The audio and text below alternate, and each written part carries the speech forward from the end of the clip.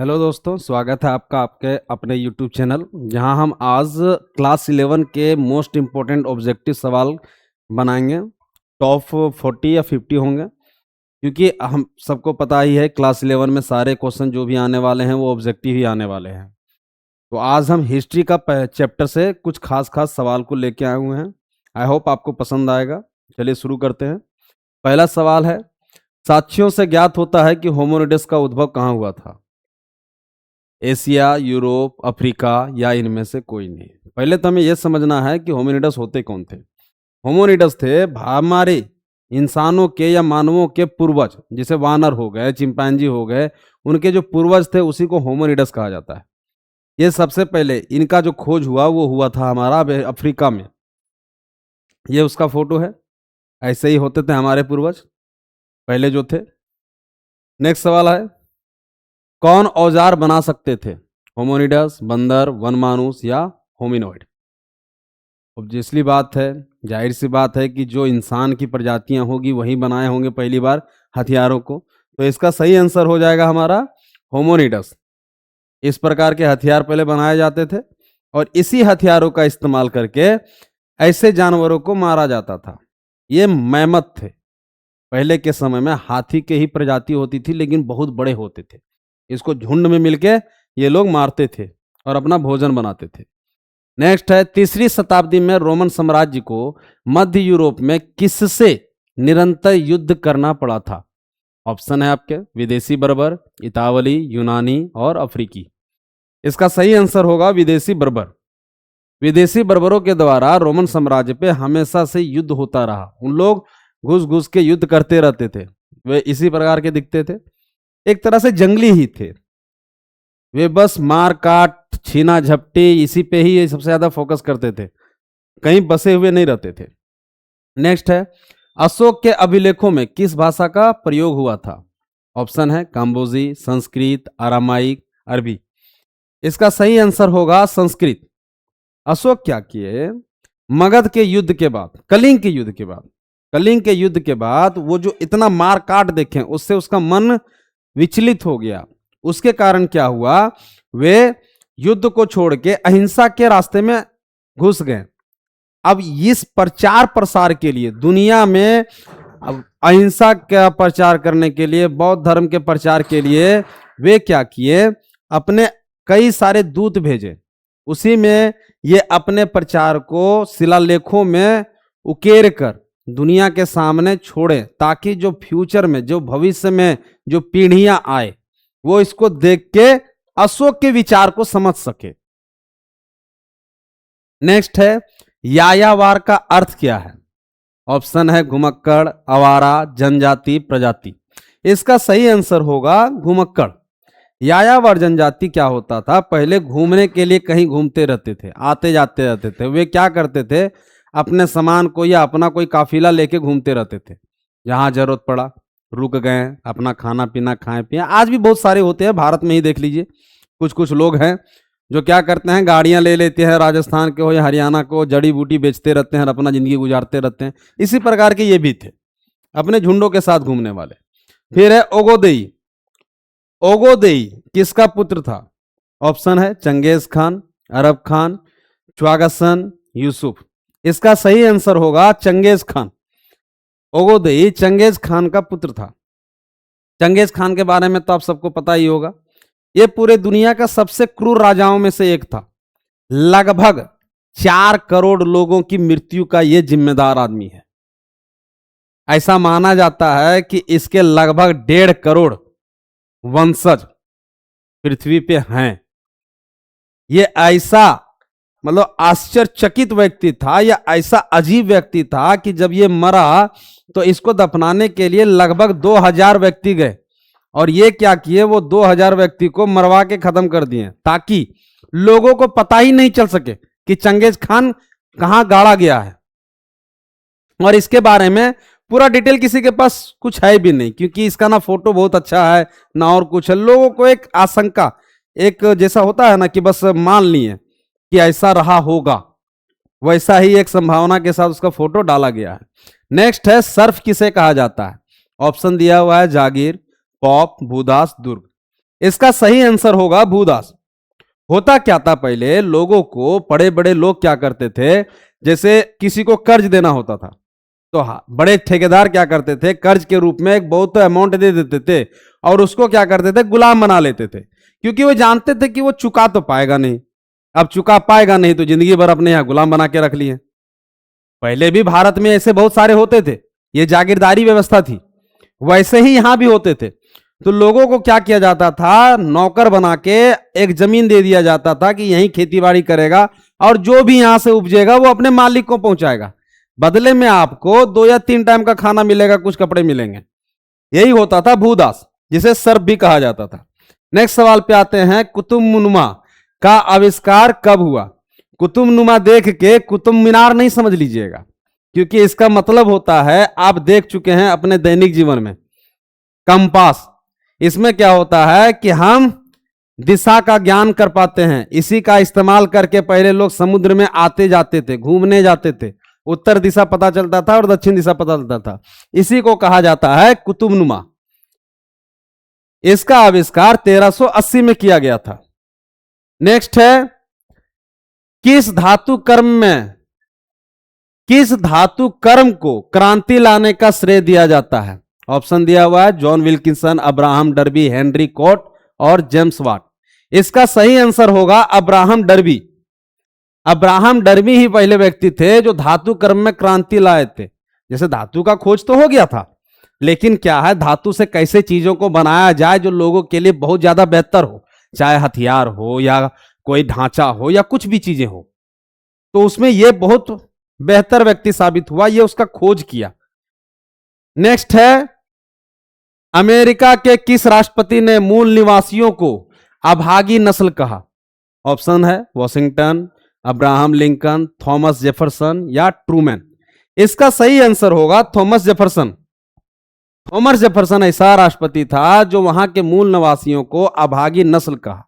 कारण क्या था, जितने भी वहां के मूल नस्ल के वादी थे, जो वहां पे लोग रह रहे थे, वो बाहर के जो प्रवासी आया के बस रहे थे, उसके कारण वो परेशान हो गए थे, वो अपने जगह जमीन को छोड़ के भागना पड़ रहा था, तो वे अपने घर में रह के भी खुश नहीं थे, दूसरों से परेशान थे। इसीलिए थॉमस जेफरसन ने अमेरिका के मूल निवासियों को अभागी नस्ल कहा था। नेक्स्ट आते हैं, जापान में पहली बार महिलाओं ने कब मतदान किया था? 1930, 1942, 1946 या 1960? तो इसका सही आंसर होगा 1946।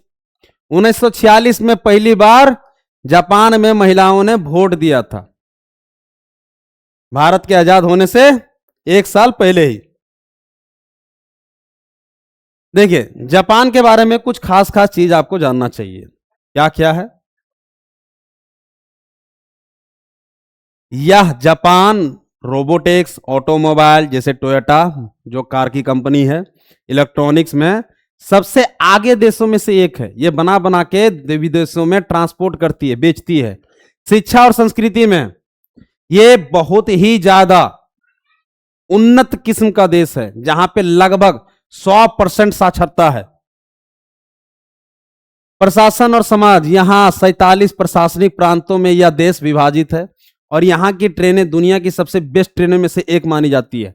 अभी जो है बुलेट ट्रेन, पूरे विश्व में इकलौता ऐसा देश है जहां पे परमाणु हमला हुआ है 1945 में, नागासाकी और हिरोशिमा पे।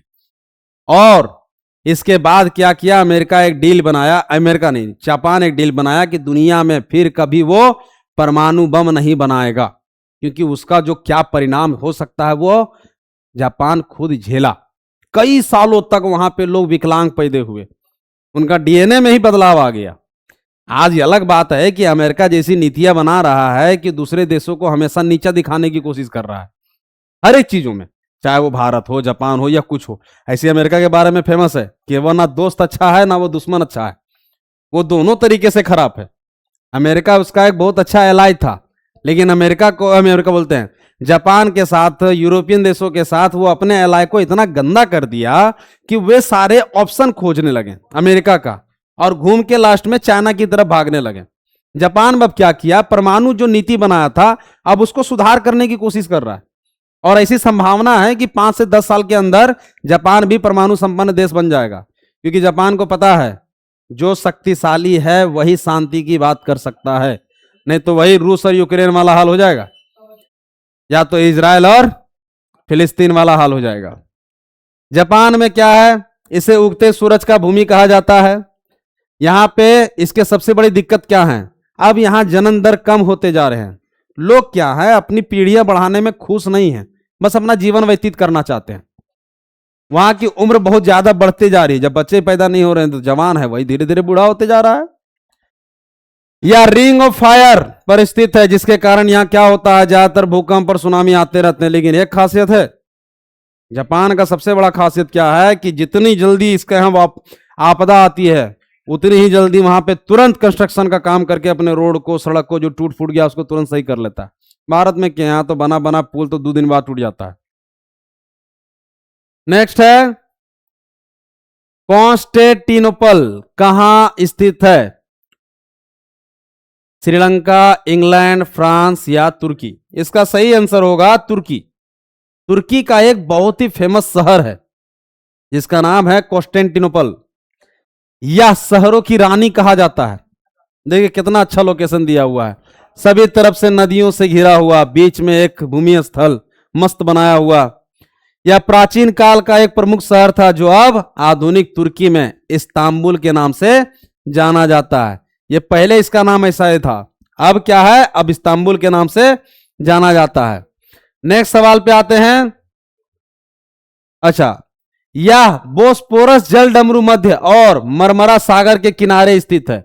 ये जो 2 नदी गया हुआ है वो 2 नदी दिए हुए हैं, बोस्पोरस जल डमरू मध्य और मरमरा सागर, जो यूरोप और एशिया दोनों महाद्वीप को जोड़ता है। क्योंकि हम जानते हैं कि दुनिया में 2 ही ऐसे देश हैं जो एशिया और यूरोप दोनों में हैं, पहला रूस और दूसरा तुर्की।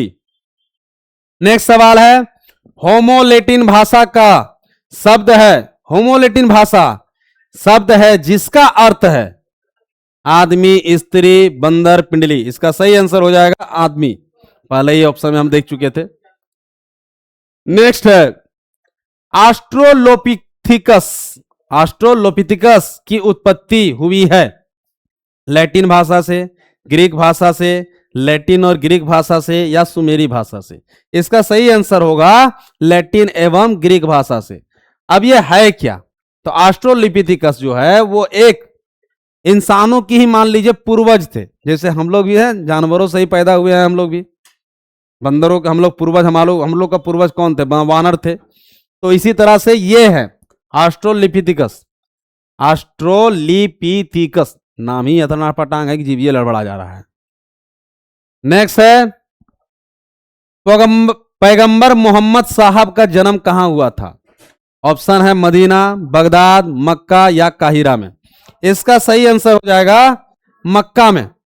मोहम्मद पैगंबर साहब का जन्म मक्का में हुआ था। यह है मक्का का सीन, देखिए इसको।